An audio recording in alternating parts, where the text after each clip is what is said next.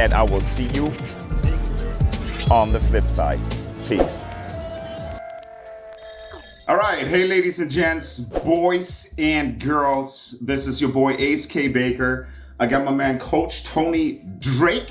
If you haven't already seen the recent videos with Coach Tony Drake, check him out here. Check out my recent uploads there. You can find number 1 and number 2. Without further ado, I'll let my boy introduce himself briefly. I mean, other than that he is hella smart, handsome and fit, and a great dad, and a great husband. Thanks for having me back again. Oh, amen. Part 3. Yes.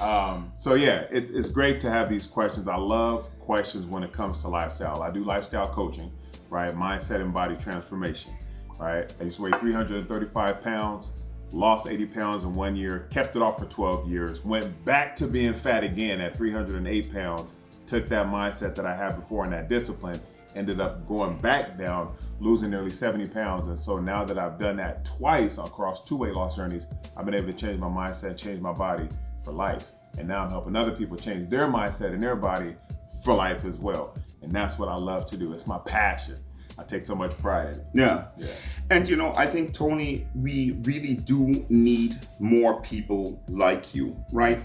We need people like yourselves who can help us navigate the journey. One of the questions I got, and I thought it was a bit convoluted, but we're trying to make sense out of it, is different seasons in life require a different skill set. Like when you're 20, you have different needs and goals and aspirations, typically speaking, than when you're in your 30s or 40s or 50s for that fact. Yeah. Right? I thought of this question a different way. I said, what advice would I give my younger self? And so if you love your younger self, what would you tell yourself? So I used to struggle with this question, believe it or not. No, I believe it used to boggle my mind. I'm like, what would I tell my younger self back then? But now that I've realized, one thing is that I would go back and tell myself to focus on me only and not focus on what everybody else is trying to tell me. Yeah. Right. And so what I used to do is I used to listen to so many people's inputs that the focus was taken off of my ultimate goal. Yes. Because I'm listening to this person say, no, you shouldn't go this route. Right. You should do this. And I'm like, well, maybe I'll go follow what they say. And then somebody's like, no, go this way. And the more that I kept doing that, I lost focus on what I wanted for me. Yeah. Right. So I would go back and tell myself, look, you wanted to be a professional wrestler. Right. Okay, cool. Then go exercise. Go eat the right foods, learn how to take care of your body, right? And then from there, stay the course. But I kept listening to so many other people, I kept dragging and delaying my ultimate goal of being a professional wrestler. Now I got there, right? And I did it for 12 years, but imagine if I would have done it 2 or 3 years sooner. I could have elevated so much further, but I just kept listening to other people. So I would say, I go back and tell myself, look, focus on you, keep the focus on you. Don't worry about what everybody else is telling you, because the more you focus on what they're saying, you take the focus off of you. Yeah, and I think that's very true. And I think that there's a lot to unpack though. I'm a very research-driven type person, right? Before I started YouTube, I listened to a lot of different YouTubers to see how they set themselves up. But once I had the basic setup, I turned it all off because it wasn't needed anymore. Right. So sometimes I believe we go through these stages in life where we have to do research and take in a lot of information. Right. However, what you're saying then, of like not getting confused with the noise, because one mentor may tell you this, quote unquote mentor, another person may tell you this, and that is from their reference and from the sum of their experiences, right? Right. And so it is, I think the trick is to finding out what's most relevant to you and getting clarity on that, right? So like once you have clarity, then you can be open to this advice and say, these are the 3 top points I should implement and then execute against them. Does that make sense? Right. And that's the other thing that I was going to say too, is that the people that were telling me to go this way and go this way or go this way, they weren't in the same line that I wanted to go. Yeah. Right. So if and that's interesting that you say that. If I want to get in professional wrestling, I need to go talk with someone who's been in professional wrestling or has that type of reach to where I can say, okay, I'm going to speak with you or listen to you and go this route. Your cousin isn't your mentor. Your cousin is your cousin. Right. Listen to that specific one who's already been an expert in that field and go follow that person. Don't talk to the person that ends up saying, everything's going to be okay, or just hang in there, or follow your heart. That's so cliche. They're not understanding you.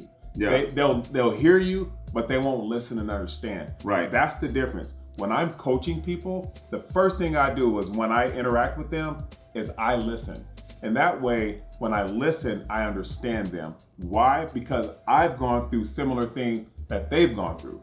Whether it's been waking up feeling so depressed and down about themselves that they're like, why am I even here anymore? Yeah. That's what I went through. And So you know I what, like understand. Tony, I know that this is not part of the question, but I thought we kind of omitted that in the last 2 interviews. Maybe since we are there, like Tony hasn't always, just been riding high on life and being a coach. Tony has had some real setbacks and challenges. Yeah. Tony, back in 2016, was working corporate and he got laid off, not For the once, fourth time. not twice, not 3 times, but 4 times. Yeah. That can be a scary thing. So tell us a little bit more what that did to you. Like getting laid off 4 times. Yeah, and none of it was performance or character behavior. Yeah. Right? 3 to 4 companies that I worked for went under, and the other company had their team move out to Indiana. So they were like, we don't need you anymore. However, it just gave me that sense of like, I'm a loser because I can't provide for my own family, my wife and I, before we had our daughter. And I'm sure that your wife never gave you that one. That's all up in here. nah, but it's just, there's No, a of lot course. of childhood trauma, Yeah. not having a father around. No, but this pause is like, it's Right. not your wife. It's your own internal voices. Right. So Which is, that's why we have to focus on our mindset so much, right? Yeah. You can have a supportive partner and wake up feeling like Thank goodness you are I do. in, thank goodness, yeah, or God. I do. No, Yeah. no, I mean, honestly, God bless her. Like, it's not easy to be single and alone in this place, especially not when you have kids. But you can have a supportive partner and still feel like a global failure if only your job breaks away, right? And if this happens a couple of times in a row. Right. And that's the other thing too, is that they controlled my destiny. Yeah. Right. So for that to happen made me feel this low. And I'm like, but I'm worth more. Yeah. Why me? Why me? In those moments, that's not what you're worried about. You're just worried about surviving and finding work again. I'm looking at myself as a loser, Yeah, no, of course. and a failure. Yeah. But it's out of my control. Yeah. So how do I focus on the things That you I can- can control? that you can control. Not out of my control. Yeah. But it took me so long to learn that. Yeah. So how did you get out of your depression? What happened? I used the gym. That's what's up. Yeah. That's how you get guns, guys. Sheesh.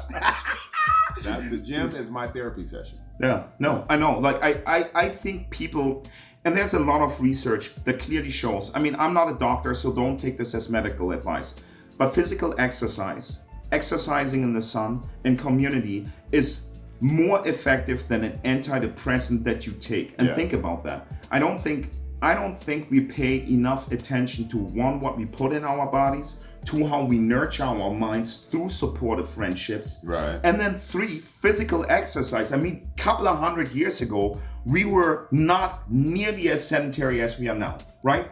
And if we're going back a couple of 1,000 years where we're hunters and gatherers, we certainly weren't sitting in our chairs doing YouTube interviews or sitting in front of a computer 12 hours a day, right? Yeah. So then, like, how can you think that going from work, driving in your car home, sitting in front of the TV is a solution to like feeling better?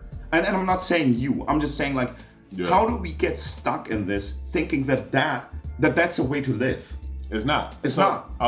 Let me put it in this way. Yeah. So say if I was the magic man and I said, hey, Ace, here's this pill, take that, you'll be fine, right? Yeah. That pill doesn't talk to you. It That does pill not. doesn't ask you, what can I do to help you? Yeah. That pill doesn't say, let me elevate you to the next level. Yeah. That pill is masking your problem. Yeah. No, I When agree. you go to a gym where there's high level energy, I don't encourage people to go there and have man jaw and be a bodybuilder. I'm not encouraging that, but what I am saying is this: you take that pain that you have inside of you and you put it out on something that's going to reward you mentally and physically. Yes. Then you're part of a community of other people who might be going through a lot of the same thing. Right. And that's how they handle their pain.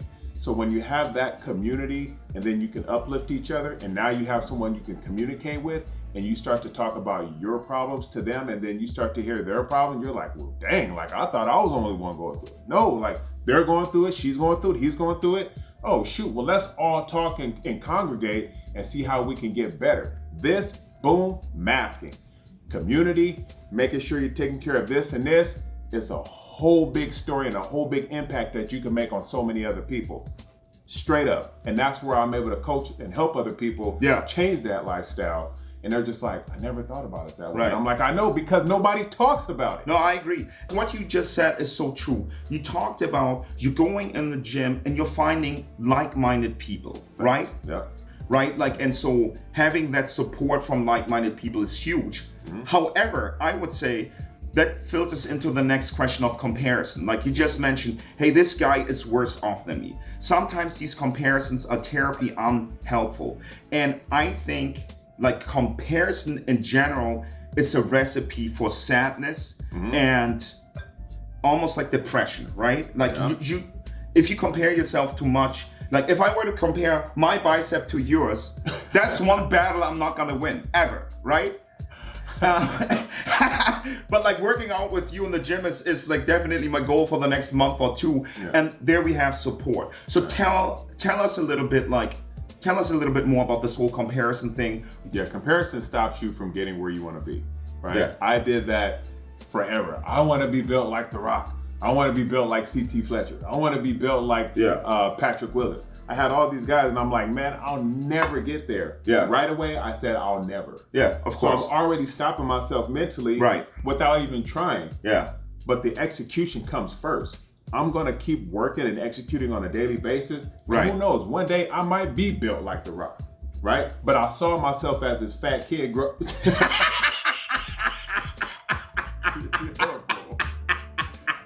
See how he just stopped me from like, I'll go into it and then all of a sudden. But, one day. Yeah. Look at this guy. Right. But overthinking it and keep telling myself I'll never get there. I'm damn right. I'll never get there if I keep telling myself I'll never get there.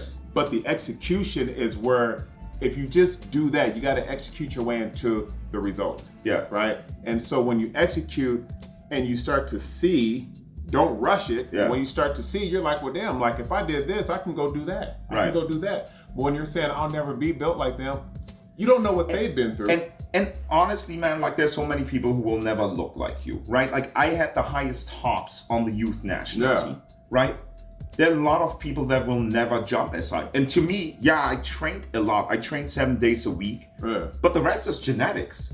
Right? So why would I then compare myself to a coach Tony Drake, which is like a bicep battle that I'm not gonna win, right? Or why would I compare myself to Mark Cuban? I always had that mindset, and that started early on. I want to be the best that I can be. I want to control the things that I can control to get better. As a basketball player, as a rapper, as a financial consultant, as a investor, as a partner. I just want to get better. I'm not comparing myself to Barack Obama and Michelle and I'm going to say, I'm going to be the most amazing husband and the president of the United States. Because to me, that's a recipe for like depression and like sadness, right? Right. My coach said it best, and I have a coach, and I encourage each and every person, have a coach that you definitely want to be able to level up in. I agree with your point. Yeah. So my coach is Wes Watson, right? Love him to death. And one thing that he said that's very, very specific, and I'm like, dang, I never thought of it that way, but I'm glad I did. He said, don't try to compare your chapter 1 to my chapter 14. Yeah. Right? Oh, exactly. So he's gone through a lot. Right. I'm just starting. I can't say, ooh, I want to be like him overnight. Yeah. That makes no sense. It doesn't make any sense. But so you know the tip of the iceberg, right? That matter for. People oftentimes, they see you, oh my God, he looks great.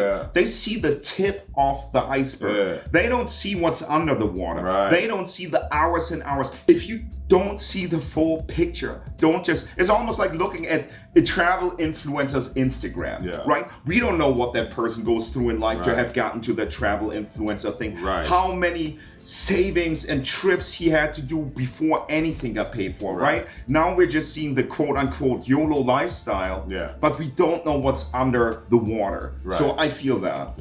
And then maybe let's jump to another question, which I think like ties into that too. I think, you know, a lot of times we strive for perfection. I heard somebody say perfection is the enemy of progress.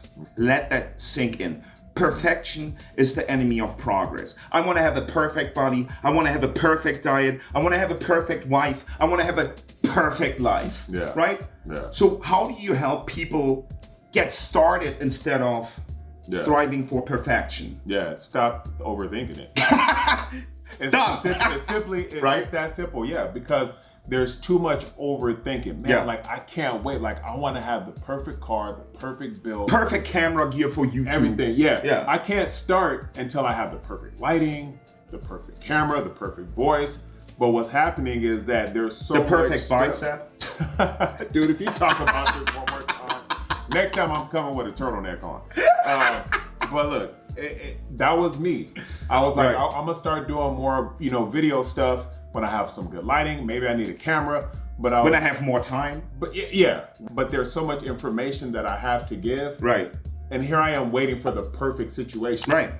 But there's information that I need to give. It's like, forget all the lighting and just give the information out. Yeah. Right. So the more you just start to execute, just go. Like, don't wait to have the perfect scenario. Just start executing. It's too much overthinking and not enough action. And I think this brings me to our last question, at least that I have on the list, right? Oftentimes we go through really challenging phases in our lives. I can speak from personal experience. About 5 months ago, I went through a breakup with a relationship 4.5 years ago. And I was living with friends out of my backpack, 4 months. And I'm a dad. I have full-time work. I need to be functional at work. I own real estate that I manage on the side. At least it's a partnership, so I don't do all the work myself. And then, spending time with the kids. So it was very, very challenging because I wanted to find a place where I can modify my lifestyle, right? Yeah. And so I think a lot of people want to know, Tony, how do we keep going when things get hard? Because I will say one more thing before I let you jump into the question. Okay. I think I've noticed so much how chaos and instability is also the enemy of progress. Because if your life is chaotic, then you're just really trying to keep all the pieces together. And this is what I learned over the last 4 or 5 months, that living out of a backpack, being disorganized, like it is my worst nightmare because I like to be organized, I like to be focused, I like to wake up to my game plan on my to-do list. Right. And so, that stuff is difficult. It's difficult. Yeah. But you've learned a lot from that. I have. Right. And that's what I encourage people. We're all going to go through a chaotic time. Yeah. We're going to go through chaotic times. Yes. If you don't have a purpose, then pretty much you're just going to be cruising by. Right. Well, as you were saying, comfort is what? It's the enemy of progress as well. Comfort is the enemy of progress. So for me, my purpose is to be the best husband, the best father, the best son, the best coach, right? So I have a purpose. So no matter how hard I get hit with things, my purpose is still in front of me. Yeah. So I have to blast through that to keep on going to fulfill that purpose. Right. Because now my purpose is going to turn into a legacy for my daughter, for her kids, for her kids' kids. So that if you don't have a purpose, you're going to be comfortable, and that comfort is the enemy of progress. So you'll never progress forward. Right. So get hit. Yeah. Go through the chaos. Yeah. Because you're going to learn so much. You're going to be like, I went through it, I've learned, and now I'm going to keep going. Yeah. And I'll say purpose is so key because it's your North Star in life. Yeah. Right? Yeah. I've had very dark times in my life where I didn't know if I still wanted to be here. And when I thought about my kids, my friends, and what I still wanted to accomplish, I told myself, slow down and take one step in the right direction a day. Even if you don't have the strength, right? Like some of you may go through depression. Some of you may have high anxiety and you're afraid to even set foot out the door. I've seen it all, right? But even if you're there, try to take one step in the right direction that aligns with your purpose every day. Yep. And you'll be on the way. Yeah, you will. Yeah. Yeah, because sitting on the couch and watch TV and watching other people's lives fail doesn't fulfill your purpose. Yes. And I will say something to that, right? Like, it's not that Tony and I are coming from, you shouldn't ever watch TV, right? But if you find yourself sitting on the couch, perhaps being not so happy or depressed, perhaps being overweight or not having the body that you want to, then you got to ask yourself, what is my purpose? Yes. Right? That's where it starts. What do I want out of life? And what is my purpose? and then you can start connecting the dots. Yeah, and when it comes to a lack of motivation, trust me, that lack of motivation will not be there because you're so motivated to go fulfill that purpose. Yes. That you rise and grind every day to go get it. So it's like motivation, I lost it, I can't find it. No, it's there in front of you because you have something to go fulfill. Right. And you keep that in front of you, you won't lose that motivation. You won't have that lack. You'll just be like, I gotta go no matter what. And I'll add one more thing to it that you already said earlier, right? Yeah. You said community is so huge. Yeah. So then, like you have that purpose. Now you combine it with community. Mm-hmm. You go to the gym, you go to your church, you go to your meetup.com, to your hike, to your salsa lesson. You see your friends and things will become so much easier. Because in this life here, and I've experienced Europe as well, but especially in America where we're all pressed for time, more so than anywhere else in the world. It is so important to have a community that supports your purpose and is aligned with your purpose, right? Yeah, 100%. And even like, I have people that I coach from all over the globe now. I'm so happy to say Congratulations, that. Thank you. Yeah. Thank you. And when I have my private Facebook community, people who've never met each other face to face, like myself and Ace, when they post their stories, their trauma, their wins, and other people are celebrating, it elevates them so much, and that vibration amongst two people or the group, it raises up, and they've never met each other. Right. So that community is so vital to have on your journey because you know that they've gone through stuff, and now you're still going through your stuff, but you still continue to push each other to fulfill your purpose. Yes. And kudos to giving your clients, your trainees, a platform where they can do so. 100%. That's my fam right there. Yeah. No, I love that. And I've had the good fortune to see the back end of one of his coaching calls. Mm-hmm. It's amazing, the discussions and the compassion that Tony has. But is there anything you want to share with the audience before we part today? Yeah, one thing that I want to say is that whatever stuff you're going through, trauma, problems, don't keep it here. Mm-hmm. Speak it out. Yes. Speak to someone who will listen and who will understand and give you a little something to say, you know what? I think I know someone who can help you. Yeah. Right? And once you start to get it out of your system, you start to feel better. Yeah. Focus on that more instead of internalizing it. And I'm telling you, that's just a start. Yes. From there, you're going to start realizing that I'm starting to feel a little bit better. Yeah. And so I've had conversations with that recently with quite a few people, and they're already starting to do it, and I realize that they're starting to feel a little bit better. That's beautiful. Right? So I would just want to leave that with you guys. And then as far as my social media goes, everything is Coaching by Drake. It's Coaching all one word. by Drake. Yeah. I wanted to say one more thing. Tony and I met like 7-8 years ago when I was doing a startup, and Tony came to one of our meetings, and that's how we became friends. But not until really like 1 or 2 years ago have we spoken more openly about our past. Mm-hmm. And just knowing, I mean, I grew up Afro-German, Tony here grew up Afro-American, but just knowing that our struggles are similar. I had no clue, Tony, that like in 2016, you dealt with these challenges, and we had, like, I think we had already been friends then. So I didn't know that, right? And like, knowing this about your life, knowing your struggle, I am actually excited to have somebody that I can share more tricky and difficult things with, as well as the good times. So no, I appreciate you, bro. I thank you so much for coming out here. Guys, I really thank you for watching, for having submitted questions, to being part of this.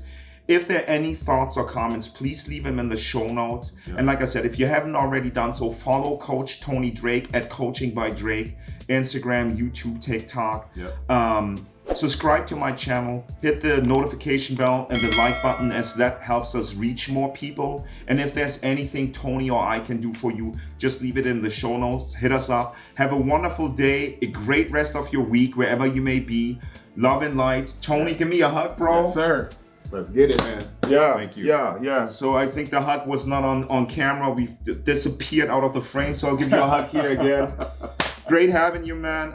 Thank you so much for watching, and we will see you on the flip side. Peace.